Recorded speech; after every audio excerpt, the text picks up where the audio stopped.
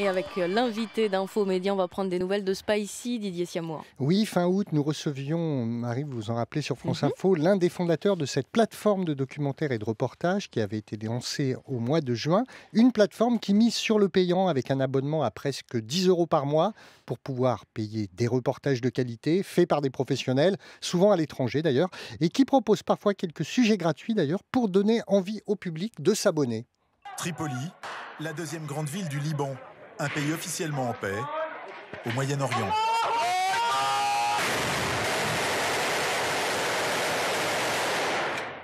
Depuis quelques mois pourtant, on s'y affronte sans merci, en pleine ville, d'un pâté de maison à l'autre.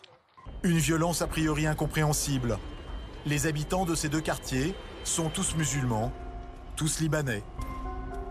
Seule différence, les uns sont des sunnites. Voilà pour cet les extrait autres de des reportage pro-chiites. proposé par Spicy, dont vous venez de prendre la direction générale. Alexandre Michelin, bonjour. Bonjour. Alors 6 mois après, qu'est-ce que ça donne? Est-ce que ça marche? Ça marche formidablement, plus de 10 000 clients, beaucoup de gens qui découvrent parfois à l'occasion de ces programmes gratuits que l'on diffuse, souvent avec des sujets courts parce qu'ils s'attachent à un personnage.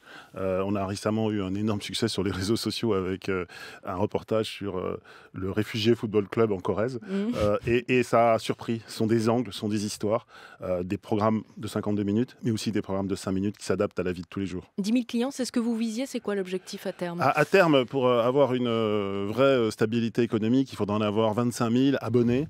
Aujourd'hui, il y a beaucoup de gens qui découvrent, donc beaucoup d'achats à l'acte, mais c'est tout à fait naturel. Et puis, Premier mois gratuit également. le premier mois gratuit pour ceux qui s'abonnent 1 an, ce qui permet de s'habituer. Et puis ensuite, on compte sur la fidélité et puis le bouche à oreille. Et on reste quand on s'abonne au C'est bout ça, du mois gratuit? C'est ça la très bonne nouvelle. On reste et en plus, on consomme des petits reportages et aussi des grands reportages. Avec, Pardon Alexandre, quels sont les thèmes qui marchent le mieux? Quels sont les documentaires qui ont été le plus visionnés? D'abord l'investigation. Il y a une vraie curiosité. Vous avez passé un extrait de Islam contre Islam, qui est un très grand documentaire que nous avions acheté pour illustrer notre stratégie d'information, mais on avait aussi fait un très bon documentaire sur le Yémen. Et donc tout d'un coup, ça donne de la perspective à l'actualité. On comprend mieux ce qui se passe en regardant Spicy. Et puis vous aviez fait un documentaire choc. Quand la plateforme a été vraiment ouverte, c'était ce reportage dans l'État islamique. Exactement.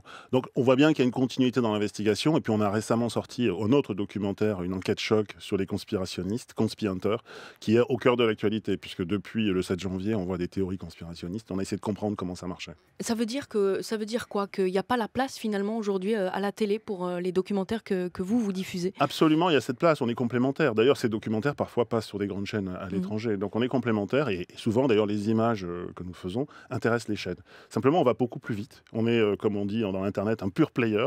On fait que ça. Et les réalisateurs, les auteurs, les journalistes travaillent très naturellement avec Spicy en complément de ce qui peut se passer dans les chaînes traditionnelles. Qu'est-ce qui vous permet d'aller plus vite? D'abord, c'est une question d'organisation. Ensuite, c'est un état d'esprit. Si vous êtes sur le fil de Spicy sur Facebook, vous verrez qu'aujourd'hui, il y a un reportage qui est en train d'être fait dans une école. C'est une vraie start-up de ce point de vue-là en termes d'information. Alors Antoine Robin, qu'on recevait ici il y a 5 mois, l'un des fondateurs, expliquait que le gratuit sur le web, ça ne marche pas. Est-ce qu'on ne peut pas faire quand même cohabiter le gratuit et le payant? Je crois qu'Antoine, depuis le début, et c'est la raison pour laquelle j'ai rejoint l'aventure qu'il a lancée, parie sur la qualité. La qualité, ça coûte cher. La qualité, ça demande du temps. Et Antoine a raison, et Jean-Bernard Schmitt, tous les deux qui ont fondé avec cette culture de l'info Spicy, ont toujours défendu cette idée de qualité d'info. Évidemment, cette qualité d'info coûte cher.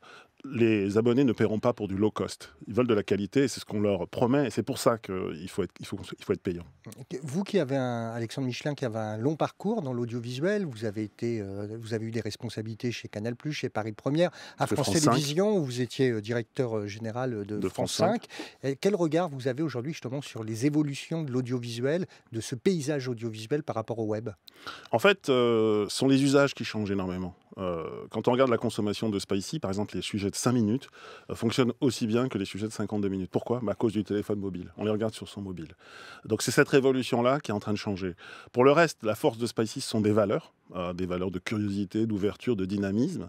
Et puis, c'est tout un écosystème qui est autour de nous, qui est en train de changer, avec des réalisateurs qui parfois réalisent tout seuls, avec une caméra qui monte aussi, et puis des nouvelles organisations qui se lancent. Par exemple, on a un partenaire qui est aussi notre actionnaire, qui s'appelle Babel Press, qui a 5 bureaux dans le monde.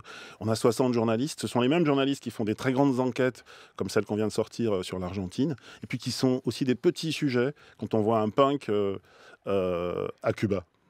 Merci beaucoup d'être venu à France Info. Alexandre Michelin, directeur général de Spicy. Et merci à vous, Didier Siamois.